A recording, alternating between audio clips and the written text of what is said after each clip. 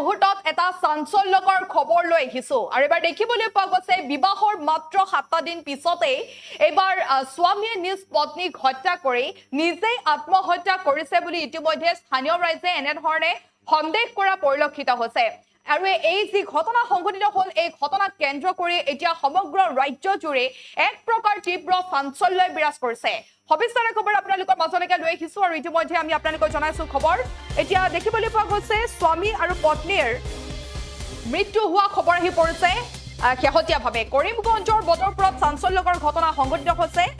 বিবাহ পাশত আবদ্ধ হোৱাৰ মাত্ৰ 7 দিন পিছতে মৃত্যু হৈছে বুলি ইতিমধ্যে জানিব পৰা গৈছে আৰু অঞ্চলটোৰ ৰাইজে ইতিমধ্যে সন্দেহ কৰিছে যে স্বামীয়ে পত্নীক হত্যা কৰি নিজে আত্মঘাতী হৈছে বুলি ইতিমধ্যে স্থানীয় ৰাইজে সন্দেহ প্ৰকাশ কৰিছে বদৰপুৰ চহৰৰ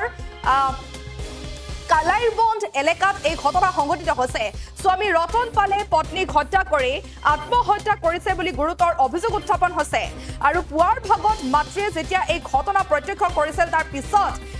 এক প্ৰকাৰ হুলস্থুলীয়া পৰিৱেশৰ সৃষ্টি হৈছে আচলতে ঘটনাটো কি হৈছিল বৰ্তমানেও কিন্তু প্ৰকৃত তথ্য পোহৰলৈ অহা নাই যদিও এনেধৰণে আচলতে যি সন্দেহ প্ৰকাশ কৰা হৈছে যে স্বামীয়ে প্ৰথম অৱস্থাত পত্নীক হত্যা কৰিছিল আৰু পৰৱৰ্তী সময়ত নিজেই আত্মহত্যা কৰিছে বুলি গুৰুতৰ অভিযোগ উত্থাপন হৈছে আৰু ঘটনাৰ পিছতেই আৰক্ষী আহি সেই স্থানত আহি উপস্থিত হৈছে আৰক্ষীয়ে সমগ্ৰ ঘটনা সন্দৰ্ভত তদন্ত অব্যাহত ৰাখিছে আৰক্ষীৰ তদন্তৰ পিছতহে সঠিক তথ্য পোহৰলৈ আহিব বুলি জানিব পৰা গৈছে মন্তব্য আছে আমাৰ হাতত সেয়া আমি আপোনালোকৰ মাজত লৈ আহিছোঁ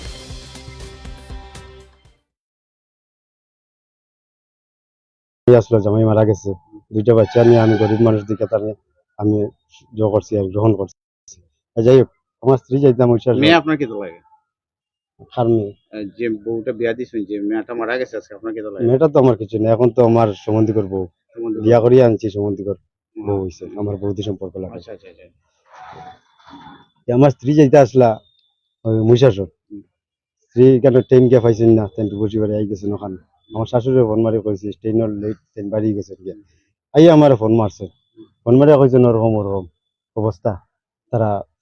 কিতা কইছেন আমিও শুনছি না কইছেন ফাঁসি লাগি রে আমি কইছি চিল্লা হাল্লা চিল্লা করো মানুষ জমা তোমরা এখানে মানুষ নাই তোমরা হতায় না ওরকম কইছি হওয়ার পরে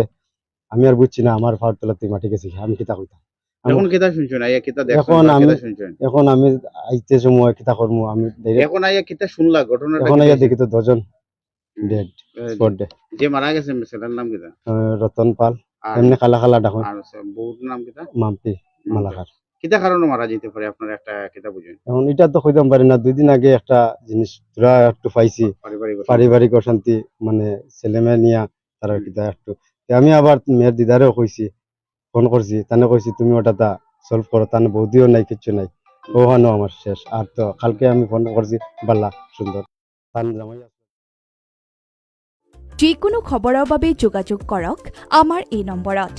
7099017330 আৰু 7099017110